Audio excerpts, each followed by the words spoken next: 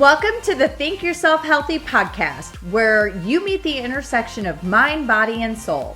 I'm your host, Heather Duranja, founder of Nutrition Vixen, registered dietitian, nutritionist, personal trainer, and cognitive behavioral specialist. I'm a mother, author, self-improvement junkie, and recovering perfectionist turned professional half-asser. Each week, I'll be bringing on a guest or a topic that will help you go from surviving to thriving. Are you with me? All right, here we go with today's episode.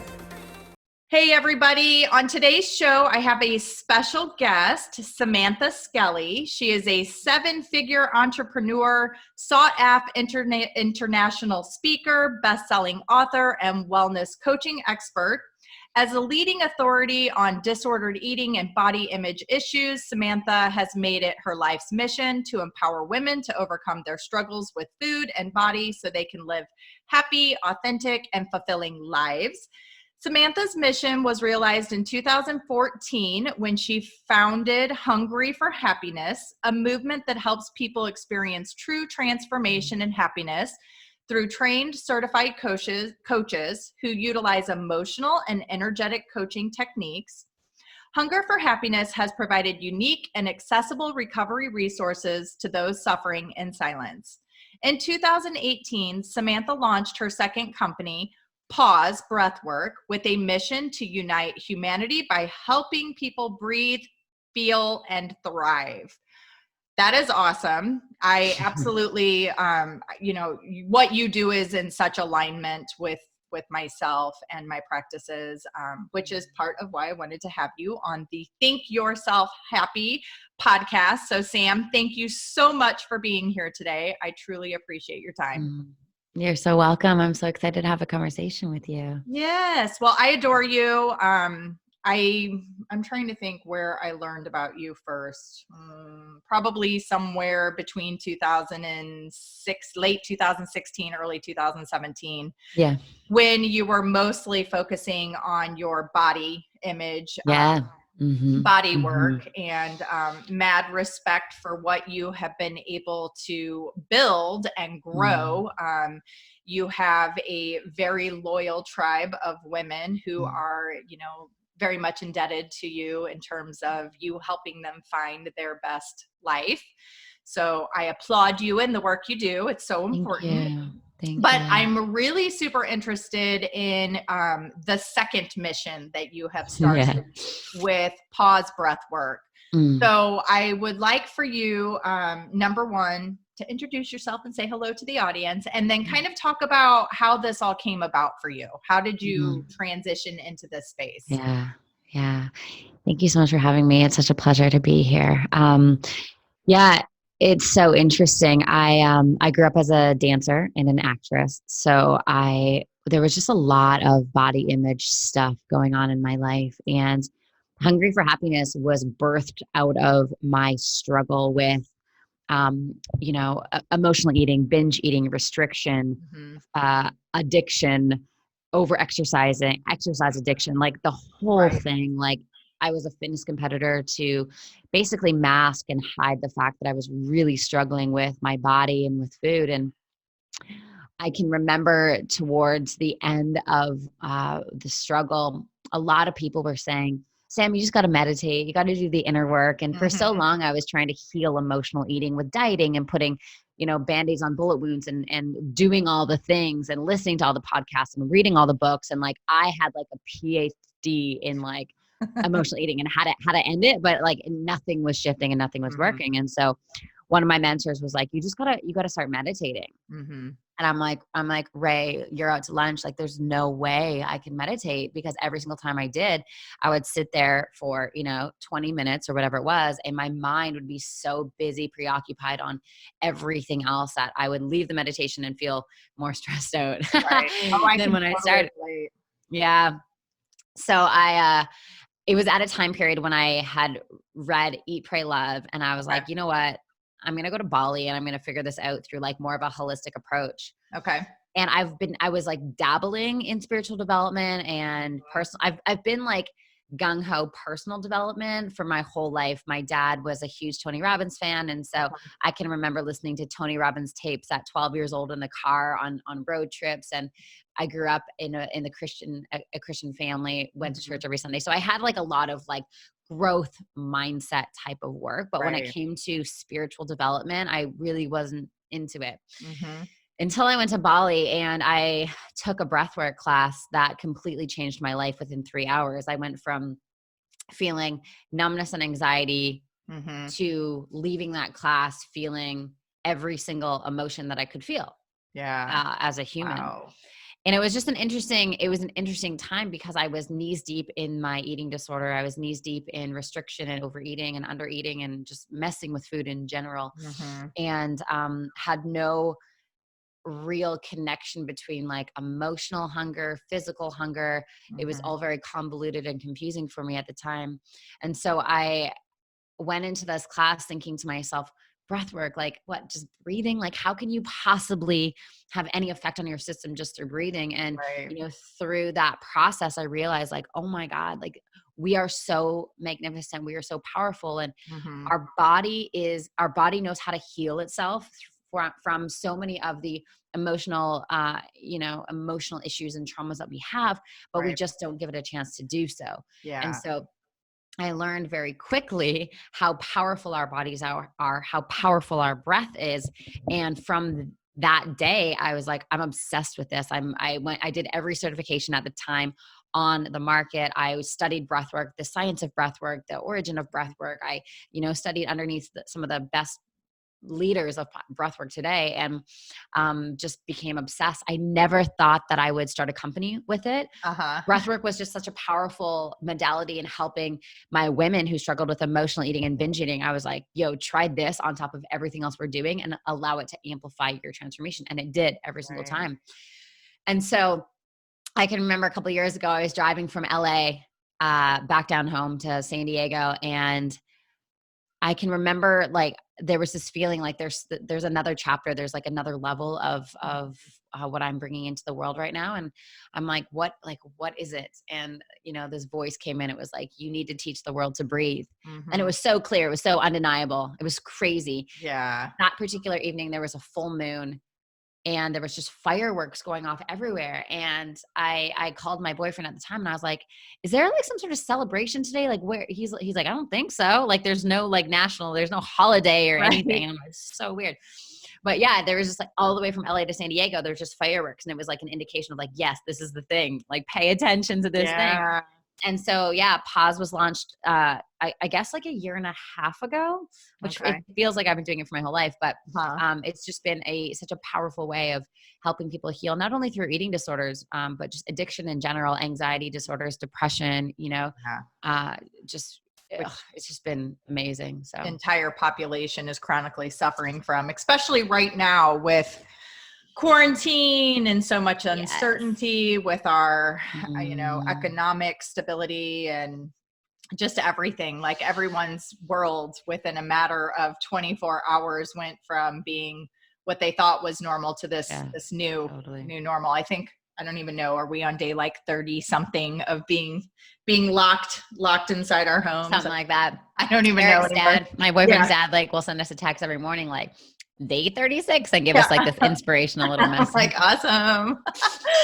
Unfortunately, not everyone, I feel very fortunate because I have a pretty good solid mindset around this whole quarantine thing, and meditation and breath work has been a typical practice that I have to utilize every single day, some days more than others. But much like you, back probably, I don't know, 10 years ago when I was doing my master's program, I remember a specific professor telling me, I was a perfectionist, an overachiever, had a lot to prove. And I remember my professor saying like, hey, you can't maintain this. You're going to have to really lean in and embrace restorative practice. You need to connect with breathing. You really need to start meditating. And much like you, I would sit there, I would try, and my brain would be in such a place of judgment. It would be going all over the place. And then I'd be judging myself for the thoughts. And then I'd be like, what the fuck am I doing here? Like, this is a waste of my time. And I'd actually jump up more anxiety ridden than when I had sat down. And so for me, it's been a very, very slow transition of understanding the importance of those practices. But a couple years ago, probably about 2 years ago, I remember this day so clearly. I was feeling particularly stressed out, called up a girlfriend, and I was like, hey, let's meet at the beach. I'm feeling super anxious and I just need to chill. And so we meet up, we sit down, we're on our blanket, we're staring out at the waves. And then I feel this punch in my shoulder and I was like, what the fuck? And she's like, are you going to breathe? And I was like, what? She's like, you have been sitting here for like the last minute and a half and you haven't even taken a breath. Wow. And that in that moment, that was the very moment that I realized, holy shit, I can keep doing all of these things, but I'm going to continuing to run on the hamster wheel of always being in this constant state of battling the anxiety and battling the stress. And so that was the moment that I decided I have to embrace this. Like I have to actually put forth the energy and effort into developing this practice. This is going to take time. This is going to take commitment. It's going to take practice. And once I was able to establish that kind of expectation and start easing myself into that transition, it was a total game changer. So my journey started with nutrition and then exercise and then understanding, I got diagnosed in 2012 with cervical cancer. So for me, that was like a big wake up call, like, okay, stress, clearly, got to figure this shit out. And that led me, but the last piece of this journey that has brought me full circle and really brought me to this place of contentment and just being is the spirituality piece. And that was the piece that I resisted the most throughout the 25-year long journey. Like that was the piece, that I really just did not want to embrace, which has given me the most. So, oh yeah. When it comes to spirituality, it's like, there's such subtle things that we can do within our system that have such a great impact. And when we're so conditioned to overthink and overforce and like masculine our way there, it never works. We're working so hard and so forcefully to be happy, and happiness is our natural state. And so when we learn what is happening within our systems, what are some of the fundamentals within our energetic and spiritual system that are just not in alignment, that's creating chaos and conflict, and we begin to heal those at a cellular inner level, life becomes so easy. Like life is not meant to be like this like challenge and this struggle. And we develop these and I used to have them too, of like being a dancer, being an actress. I was always like validated through what I did, not who I was. And so that was sort of like my story growing up of like, I just need to work really hard. I just need to force, I echo what you said. Like I just had to prove myself. Yeah. Seeking that external validation, all the while killing ourselves in the process. Yeah. And I'm like, who the fuck am I proving this to? Right. My parents don't give a shit. They don't even hardly know what I do. They like love me because I'm their kid. And like, we, whatever, like they don't care. And like, anyways, my friends, and they don't love me because of what I'm doing. So it was an interesting recalibration and realignment of just being like, God, I'm not like, all right, I'm going to throw those expectations out the window. And when I did, and I operated from a higher place, I operated from like, what is good for me and what do I want to do? And what do I want to create? That's when everything really started to work. It's like that feminine place, Right. Yeah. Which has been a struggle for me, because one thing that I've recognized is that I operate more out of my masculine, always have. So really for me to be able to embrace that more feminine, nurturing space has been a bit of a challenge because of the conditioning and the programming that I had at such a young age. I was the oldest. I have 5 younger brothers. So I've always been in that leadership role where I've had a lot of responsibility. You know, as a child, I didn't really have a typical childhood, a typical adolescence like all of my friends. I had to be an adult, and that sucked.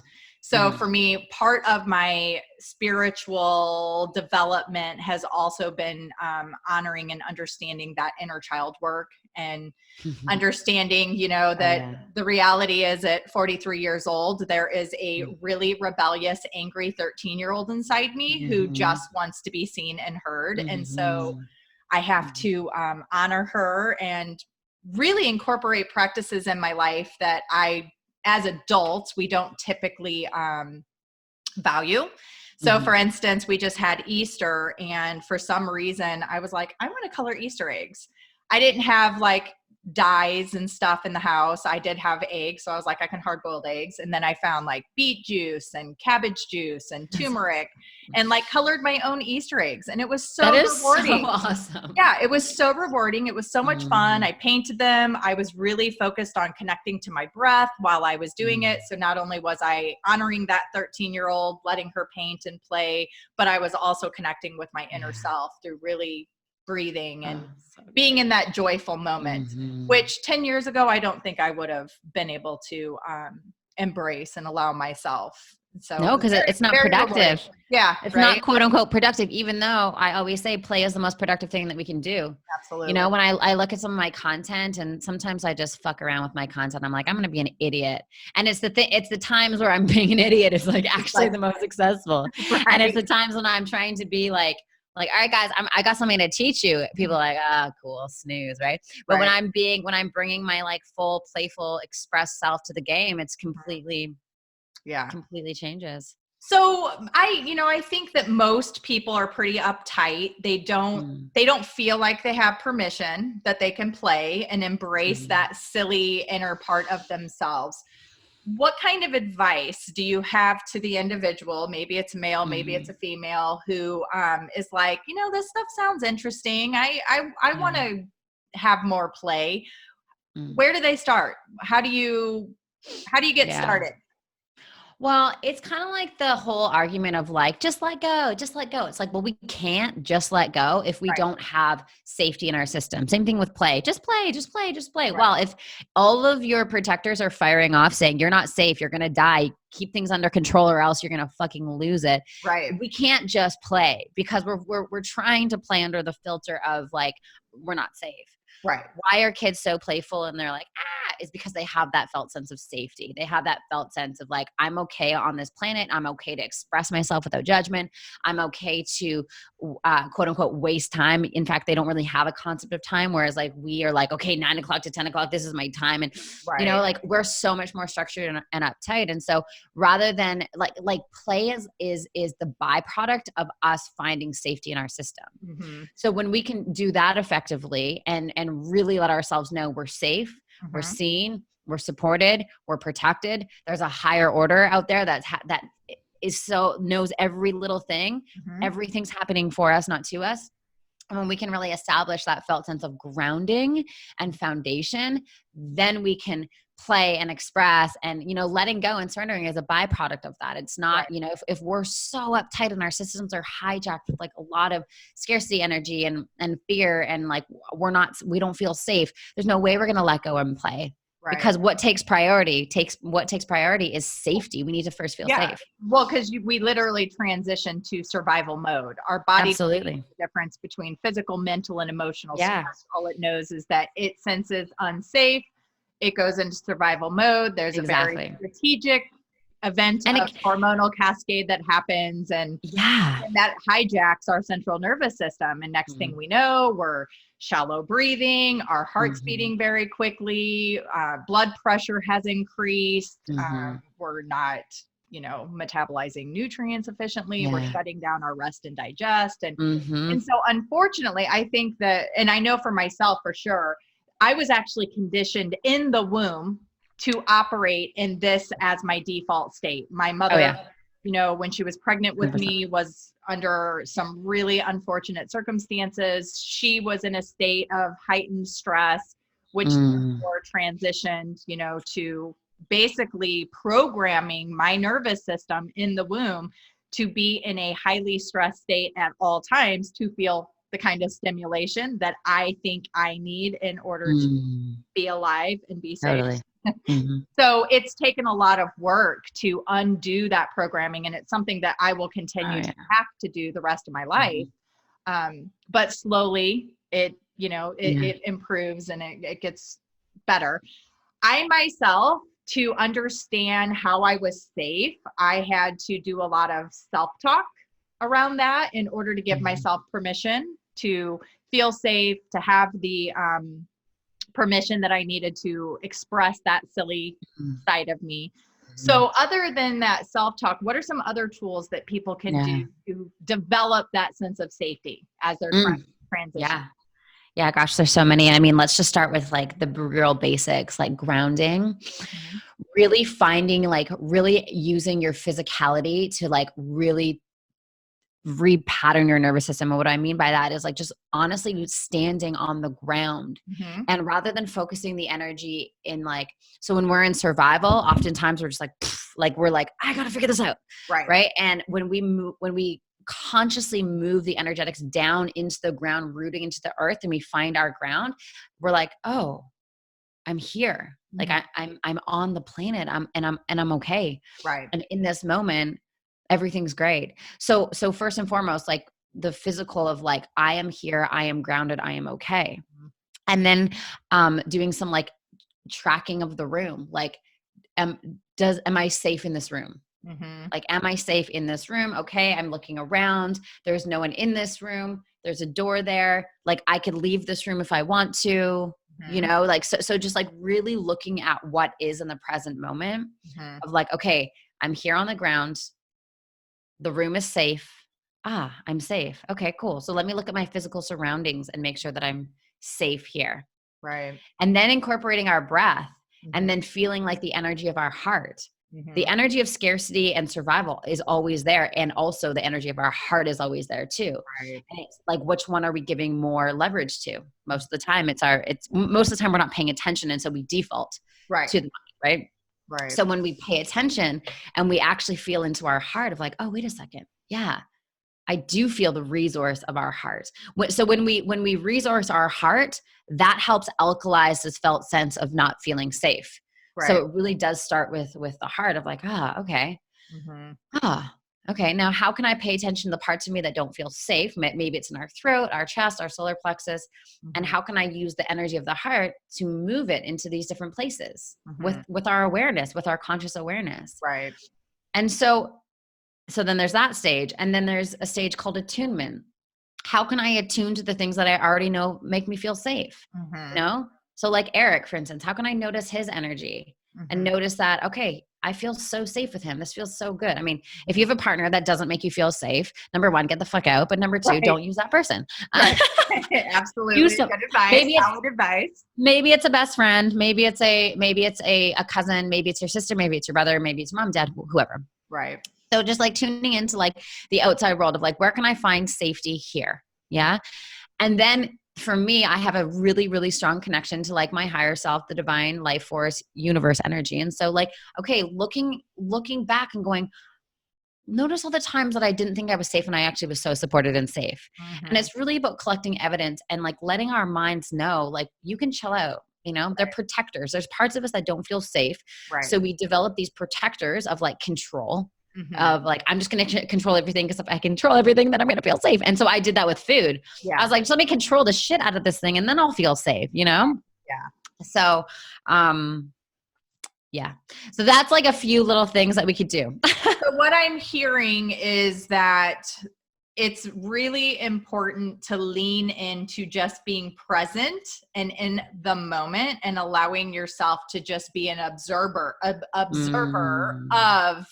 that moment. And I think for most people, I know for myself included, initially when I started to try and embrace these practices, that was such an uncomfortable space to be in because I had never experienced it before.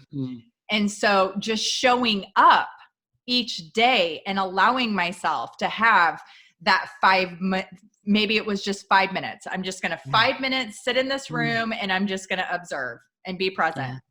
Yeah. Mm-hmm. Doing that, showing up day after day allowed for that to become something more comfortable that would then allow me to embrace more. 5 minutes, now it's 15, or maybe it's 30, or now it's a full-blown meditation. And so I think, you know, and you can support this. I think that for spirituality, spiritual practices such as breathing and being present, people are very intimidated by it because it's so unfamiliar. They try it once and they're like, ooh, that felt gross. I'm not going to go back there. Yeah, 100%. So how does someone keep showing up for themselves to embrace this? That's such a great question. It's funny you use the word unfamiliar. It's like, it's unfamiliar to the conscious or to the conditioned body and the conditioned way of living, but it's actually the most familiar thing that we are designed to do. So but you're right. It's like, you've seen me teach breathwork in a live group, like half the people, or not half, but like there's a fraction of people like, what the heck am I doing? No, I'm not doing this. I'm resisting it. Right. Of course. I resisted it too when I first started, because it's like awkward. I'm like, what am I doing?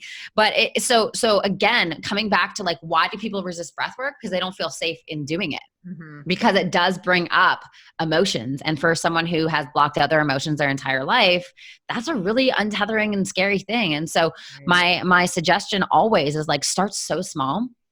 And really begin to develop that felt sense of well-being and safety in the system so that the body feels comfortable to go deeper. When I first started breathwork, it was a 3-hour session, my first ever time doing it. And I was like, I would have been like, come out. Yeah. I was like, I was equally like terrified and confused and like, what the heck was that? And like, so in awe at the same time. I'm like, oh my God, that was amazing. And what the heck? Like, I just felt everything. And so I now know the resistance is real for a lot of people, even people who've been, it happens to me too. Like, I have a very, consistent breathwork practice, but when I'm going through particularly something like really intense in my life, I don't want to breathe because it's almost like I want to avoid the truth. Right. Yeah. So it brings us back into the truth real easy. That's a great point. It's funny. I'm over here smiling because I used to be in such resistance of spiritual practices. And now it's so addicting. Like, I can't wait until I'm done with all of my calls today so that I can go get my walk and then come back and get straight to my meditation practice. Because the reality is, I enjoy being outside of my body way more, like being out there and observing than I do being in the body. I'm like, oh, I want to get back there. So I remember one of my very first, so for me, trying to teach myself how to breathe was a fucking joke. And I was getting really, really frustrated because I'm like, what is wrong with me? Why can't I just breathe? Like, just breathe, Heather, just fucking breathe. Yeah. Oh, it's way harder than we realize if it's not something we've ever been aware of. So I hired an incredible facilitator. He's amazing. But I had to physically be with him, and he had to literally like touch and tap and attune my body for me to be able to connect with the breath. And after I did my very first intense breath work session with him, we also used light therapy in combination with it, which was like mind blowing. I had the most exhilarating out of body experience, like the biggest high I had ever experienced in my life. And I remember coming back home, pulling out my phone, getting on Instagram and talking to my audience like, you guys, did you know that you can fucking get high off of breath? Like, literally, I've done every drug in my life, and this was the most intense drug I have ever done, ever. And it was really amazing to be able to have that awareness and experience. Like, I don't ever want to do drugs again because that was so freaking powerful. Like, seriously, so powerful.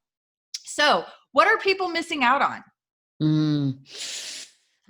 They're missing out on the truth of who they are.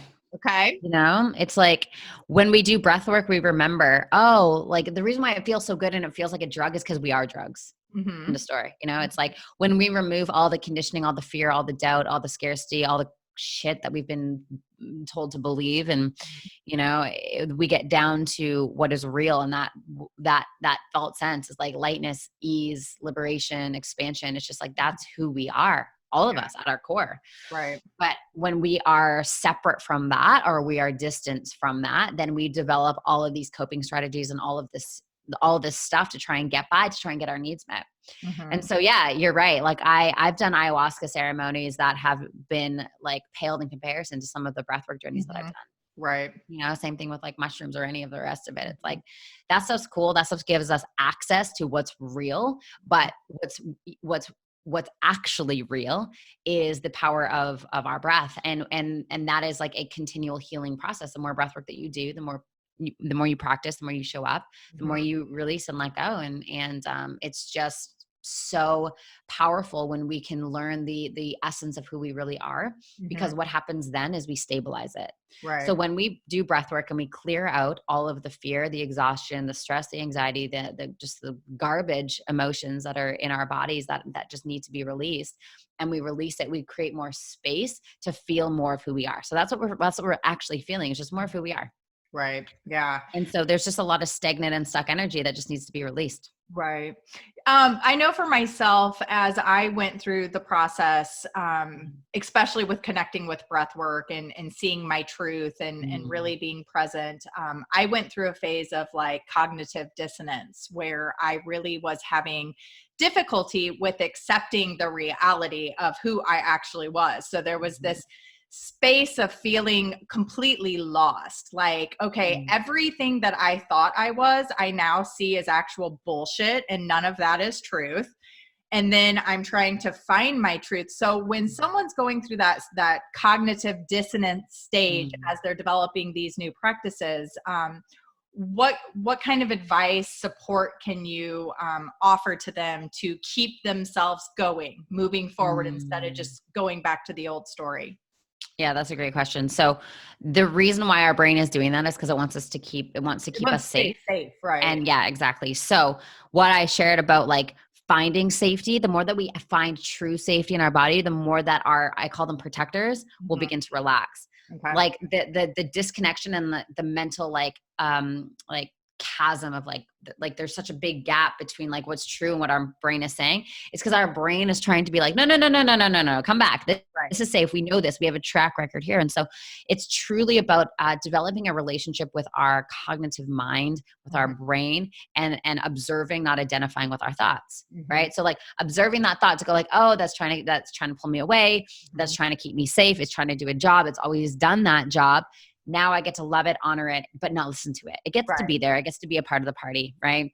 Yeah. But the more, if we try and ignore it or like be like, my thought, we're just going to go back into our old pattern and our old conditioning. So it's really important that we allow ourselves to have a relationship with those thoughts, observe them, don't identify with them, but then get back to what's actually real. Your body knows. We all know it feels like shit to be in our minds, and it feels amazing to be in our bodies and, connected to our higher selves. So yeah. That judgment piece is, I think, what probably everyone struggles with, is that we've been so conditioned to judge ourselves and constantly be in criticism of everything, that taking that judgment piece out can be so challenging, because it is that default, like, that's exactly where the first thought you have goes straight to that judgment place. And so for myself, I do a lot of self-talk. I know people probably think I'm a freaking lunatic. Like, what in the fuck is this bitch's problem over here? She has not shut up, and I don't see anyone in the room. But I'm literally like talking to myself, like, the second that I want to go to that judgment place, my brain will be like, oh, Heather.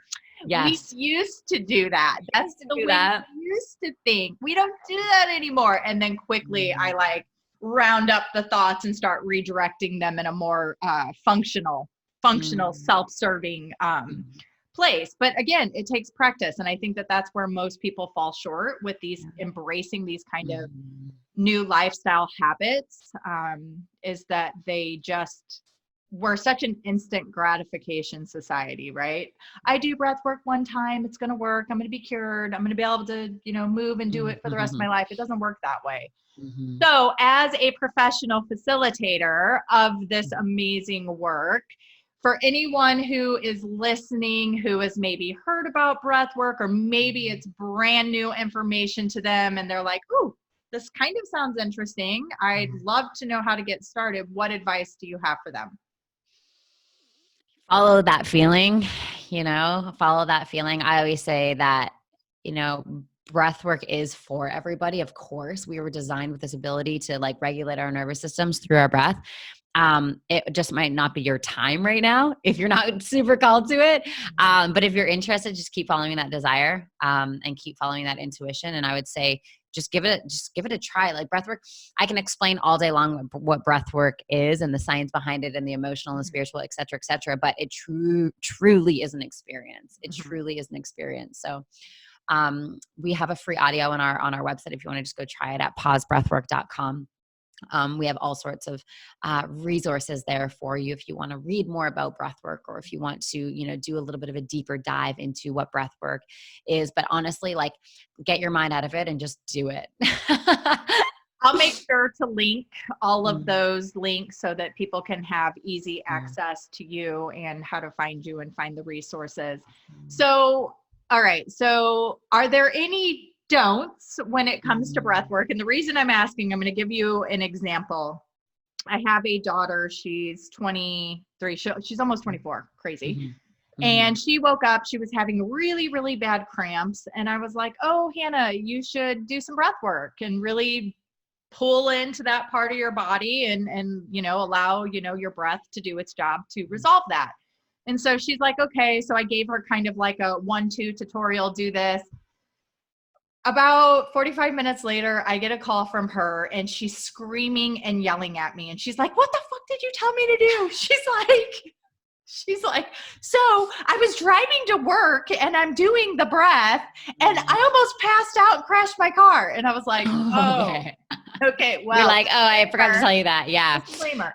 So we know that, we hear a lot of great things about breath work, but what are some of the red flag caution tape things that people definitely are aware of when they do breath work? Yeah. So you nailed it right there.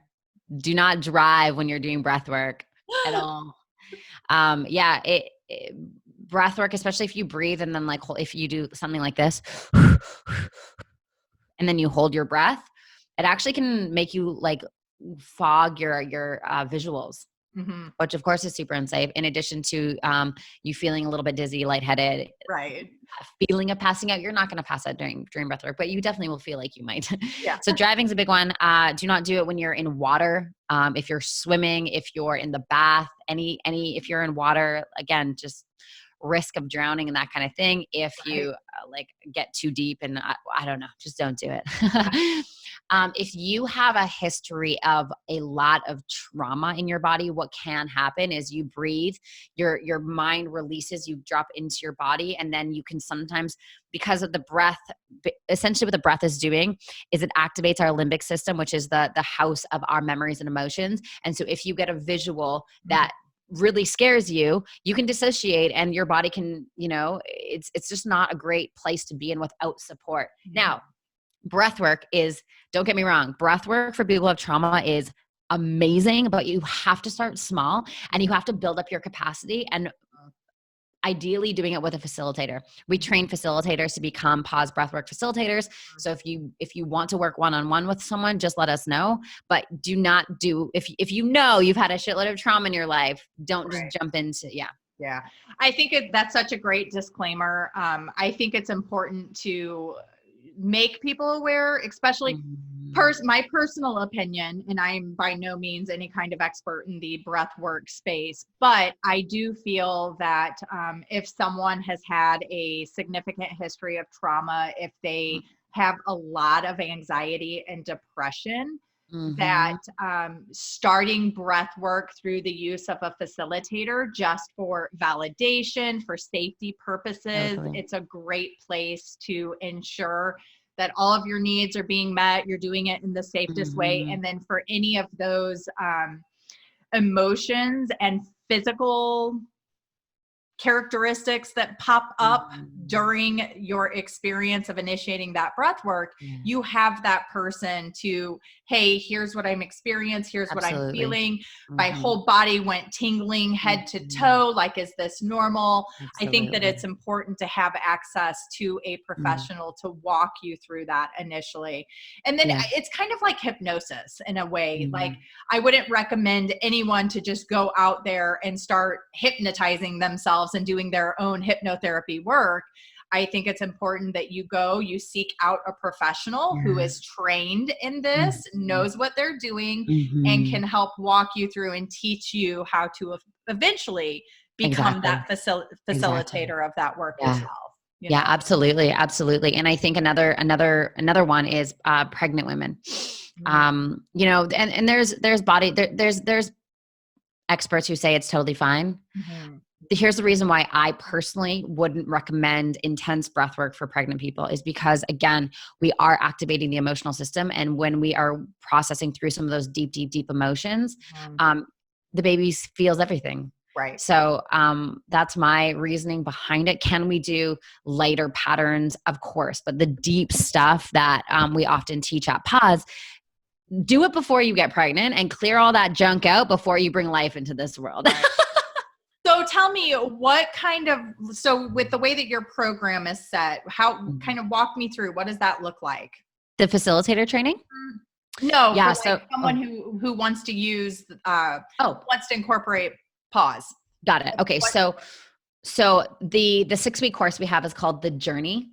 Okay. And it's a 6-week program with videos, breathwork audios, and then reflection workbooks. And there's the community component as well. Okay. And so I walk you through for 6 weeks how to use breathwork. There's a lot of teachings as far as like how to discover your truth, how to feel your intuition, how to use breathwork to release anxiety, how to use breathwork to release like emotional eating, addiction, those sorts of behaviors. So it's a journey to understand how the body works and why we develop these emotional issues that we have, and how to use breath in a very powerful way to begin to unhook and release a lot of that stuff. So I put that program on for $200 because I just want to get this work out there. The value of it is obviously so much more than that, but my mission with Pause is just to get breathwork in the hands of as many people as possible. Eventually we're having an app come out. There's just a few little hangups with that right now. Technology, it's crazy. Right. So that'll be available. That'll be available. Well, you'll definitely have to give me more information when that is available. I think that right now there is no better time in our lives than right now in this very moment to be able to start incorporating and devoting some time to our breath work. We have this unique opportunity where we have more time. We're stuck in our homes. We're trying to find ways to connect with ourselves and connect with our loved ones. So personally, I think there's no better time than right now to start something like breath work. So I encourage anyone who is interested to head over to Sam's website and check out this 6-week offer that she has at a ridiculously affordable cost. That's amazing. So, well, Sam, I truly appreciate you coming on today and talking to us about breath work. I'd love to have you back on and talk more in depth. I'm a really science geeky. I love to get down to, the chemistry of what's actually happening. So if you're open to it, I'd love to have a more in-depth conversation with you about breath work and physiologically what's actually occurring in the body as we're moving through this. I'm in, girl. I'm in. Awesome. Thank you so much for having me on the show. I appreciate you. Yes. Thank you again. And I will make sure to link everything so people can find you. And where can they find you on Instagram or social media? Yeah, just my name at Samantha Skelly on Instagram is the best place to. Awesome. And if you guys aren't following her, you must, because she's hilarious. I always get a good dose of laughing when I watch your stories. I identify with you. You're just goofy and fun, much like you just don't give a shit. And I think that's the most like when we can finally embrace that part of ourselves, it's the most freeing and just safest space to be, honestly. Just give a fuck. So thanks for that reflection, babe. Thank you so much for spending this time with me on the Think Yourself Healthy podcast.